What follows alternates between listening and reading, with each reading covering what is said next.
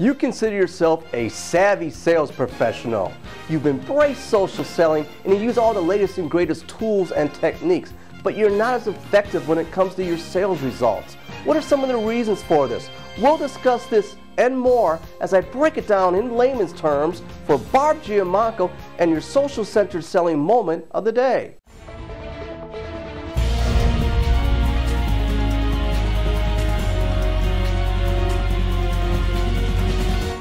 So what are some of the reasons why your sales process has stalled and you're leveraging social? Now this leads me to a great blog post by Barb Giamanco, The Voice of Reason. Barb wrote a blog post last month on a topic, 7 reasons why social selling may have stalled out. I encourage you to read that blog post, but more importantly, stay tuned as we bring Barb out here as the voice of reason to share her own insight on the topic. But I'm going to lay it out to you in layman's terms quickly. Some reasons why your sales process leveraging social has stalled out.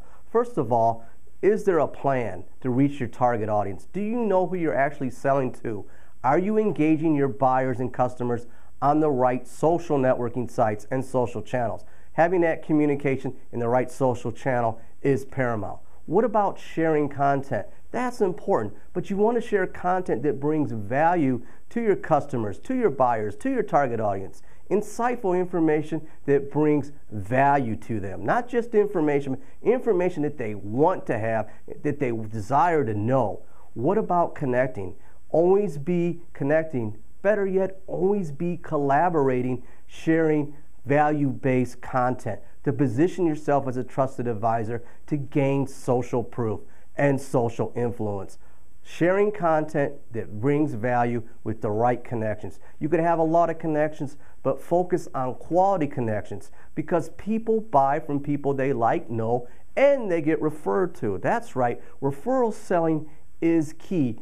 Don't sleep on that when it comes to networking and building sales. Referrals socially can go a long way. And last but not least, don't go right into the pitch socially with your products and services. Like anything in life, you have to build a relationship. And leveraging social takes time and patience. You have to foster that relationship online, build that to acquire social proof and influence. You just can't go into the pitch socially. You've got to build rapport. You've got to build a relationship socially. But enough about what I think socially. Let's bring Barb out here as the voice of reason for her own insight on the topic of why social selling may have stalled out in your sales process. Barb, please share your own insight on this topic. Thanks, Doug. As always, you did a great job summarizing the post. And I do feel for the salespeople who were really trying to make social selling tactics work for them, but felt they just didn't get the results they were looking for.